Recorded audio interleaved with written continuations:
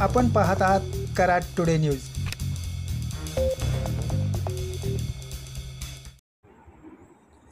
कराड तालुक्यातील रेट्रे बुद्रुक येथे कृष्णा नदीवर होत असलेल्या नवीन पुलाचे 4 गाळे पूर्ण झाले आहेत।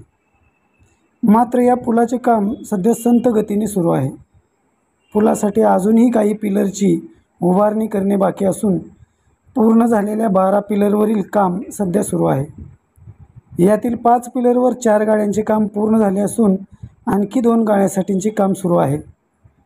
सद्यस्थितीला पाहायला गेल्यास या पुलाचे काम गेल्या काही दिवसापासून संथ गतीने सुरू असल्याचे दिसून येत आहे।